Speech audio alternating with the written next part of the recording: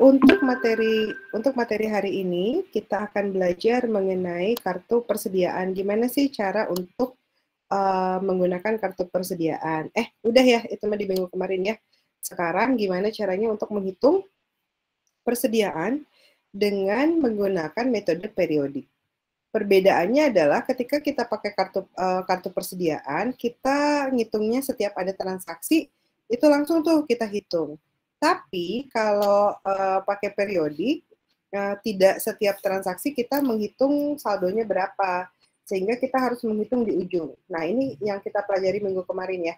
Kartu persediaan perpetual dengan menggunakan LIFO, FIFO, dan average.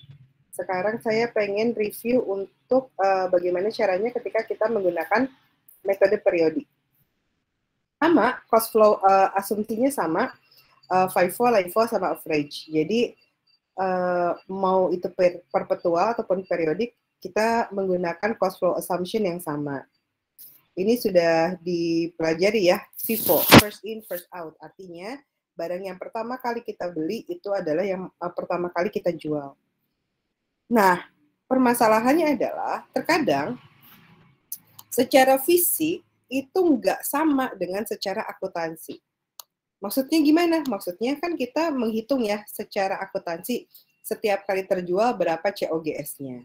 Nah, kadang-kadang secara fisik itu tuh nggak sama tuh sama secara accounting.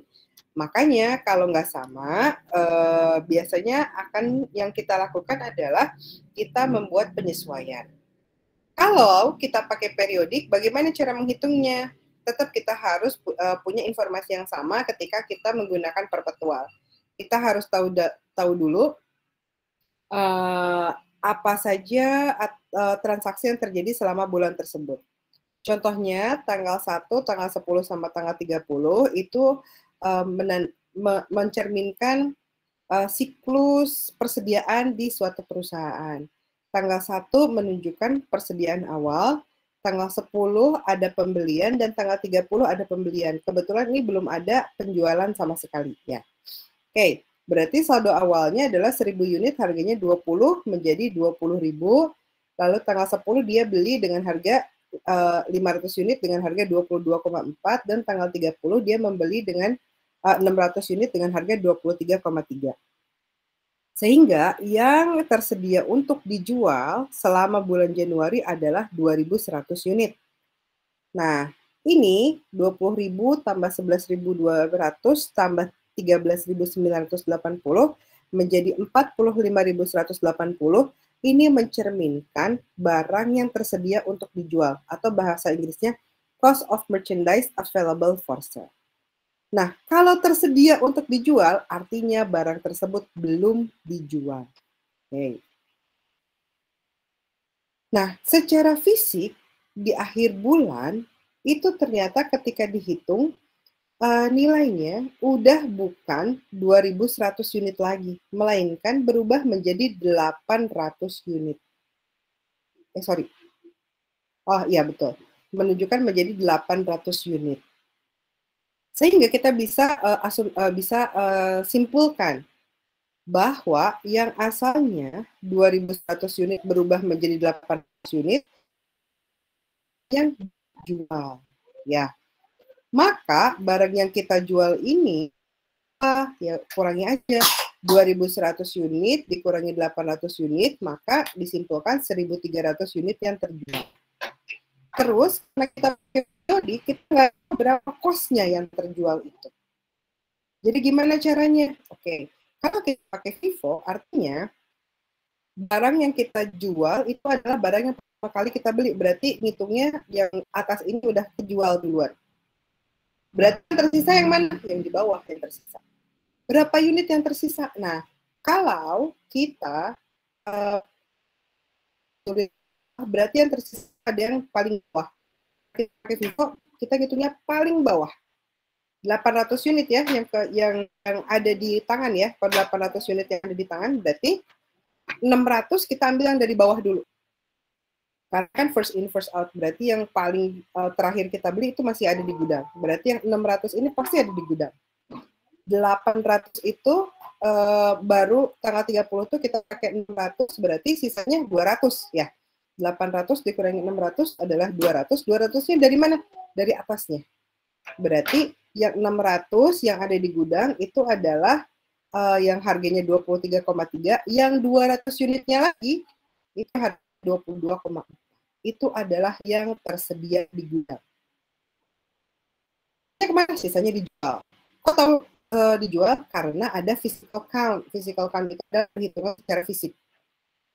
Yang asalnya secara waktu pas di awal ada 2.100 unit, ternyata setelah dihitung secara fisik adanya tinggal 800 unit. Maka 1.300 terjual, ya, dan 800 unit. Wow.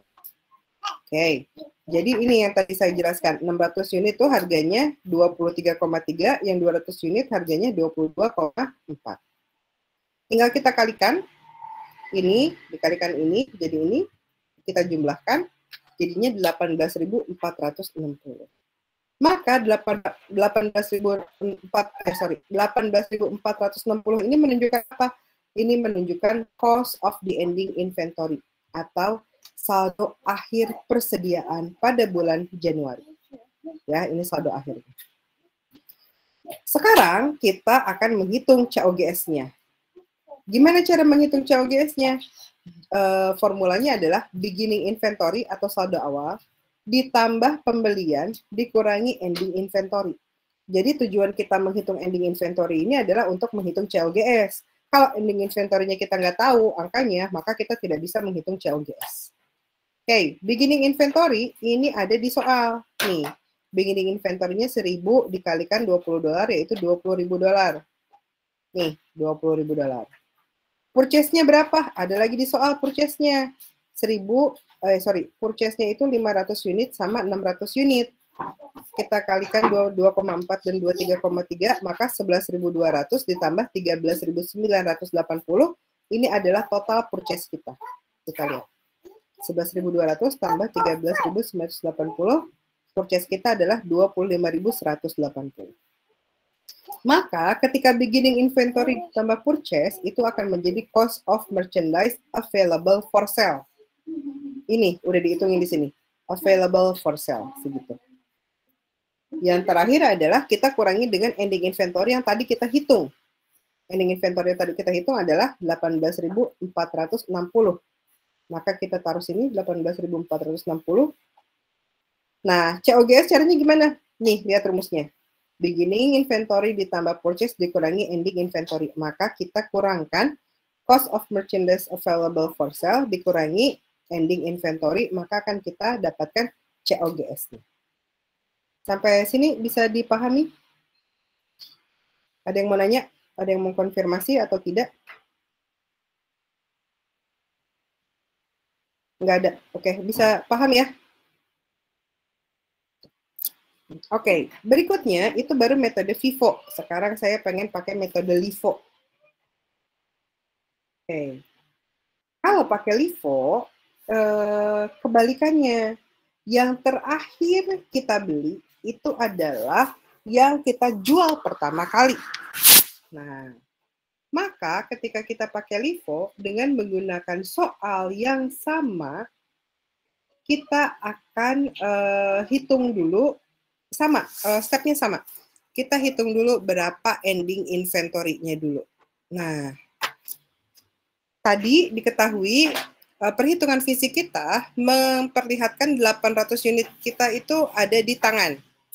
Sama conclusion-nya atau kesimpulannya 1.300 unit itu sudah terjual, di mana asalnya nilai available for sale-nya 2.100 unit, dan yang ada di gudang adalah 800 unit. Kita pengen tahu berapa cost of the ending inventory. Kita balik dulu ke soalnya. Ini soalnya. Tadi FIFO ketika kita jual, ketika kita beli pertama kali, itu yang kita jual pertama kali. Kalau LIFO mah kebalik ya. Yang terakhir kita beli, itu yang kita jual. Berarti ngitungnya dari bawah. Maka kalau kita punya 800 unit, yang 600 ini pasti udah kejual, yang 500 ini pasti udah kejual, tapi yang 800 pasti berasal dari yang saldo awal kita. Jadi kebalikan. Kalau tadi FIFO, kita ngitungnya adalah yang terakhir itu adalah yang masih di sini ya, masih di paling bawah. Kalau LIFO, pasti yang masih kesisa adalah yang pertama kali kita beli. Karena dia ngeluarinnya yang dia beli pertama kali. Jadi pasti yang saldo awal tuh masih ada di gudang tuh dengan harga $20. Maka saldo awalnya pasti berasal dari, maka saldo akhirnya yang ada di gudang berasal dari saldo awal yang di sini. Karena dia yang belum kejual. Tadi bilangnya berapa? 800 unit ya. Berarti masuk ke sini 800 unit, harganya berapa? $20. Maka kita tinggal kalikan nih persediaan akhir kita. 800 unit dikalikan $20 yaitu $16.000 ya. Jadi cuma satu angkanya karena persediaan awalnya itu yang masih tersisa, 16.000. Untuk beginning inventory sama purchase dan cost of merchandise available for sale, mau kalian pakai FIFO atau LIFO, itu sama nilainya. Yang beda adalah yang dinilai ending inventory. Kalau tadi pakai FIFO, ending inventory-nya adalah 18.460. Kalau pakai LIFO tadi yang kita hitung, ending inventory-nya adalah 16.000. Maka 16.000-nya kita pindahin ke sini. Nah, jadi ketika kita punya cost of merchandise available for sale dikurangi less ending inventory, maka akan jadi COGS atau cost of merchandise sold ketika kita menggunakan LIFO. Ya. Jadi kalau pakai LIFO ini adalah cost of merchandise sold. Oke, sampai sini paham ya? Yang terakhir kita pakai average. Atau kan tadi kemarin juga waktu pas kita ngomongin perpetual kita pakai LIFO, FIFO, average, sama periodik juga kita pakai average. Metodenya agak sedikit berbeda dengan LIFO dan FIFO. Nah, untuk bisa tahu weighted average cost unit cost, kita harus tahu dulu total cost of unit available for sale. Yang kita ketahui di soal, ya tadi. Soal nilainya sama nih. 45.180 ya. Jadi gimana cara dapat cost of merchandise available for sale? Inventory ditambah purchase. Itu rumusnya. Baru setelah itu kita bagi dengan unitnya. Jadi 45.180 kita bagi dengan 2.100. Nah, tadi. Ini. 45.180 ini adalah cost available for sale. Kalau ini adalah unitnya secara unit. Maka kita punya angka 21,5 per unit. Nah, ini adalah angka rata-rata harga yang kita jual. Jadi ending inventory-nya gimana? Gampang, tinggal 21,51 dikalikan 800 unit. Jadi ini ada kita cari dulu harganya, setelah dapat harganya, kita kalikan dengan barang yang masih tersedia di gudang. Jadi ending inventory-nya 800 unit dikalikan 21,51 adalah 17.208. Sama nih caranya untuk menghitung COGS-nya. Beginning inventory ditambah purchase, jadi cost of merchandise available for sale. Tinggal kita kurangi dengan ending inventory. Ini ending inventory-nya. 17.208. Ini nilainya. Maka COGS-nya adalah 27.972. Oke. Sampai sini ada yang mau ditanyakan?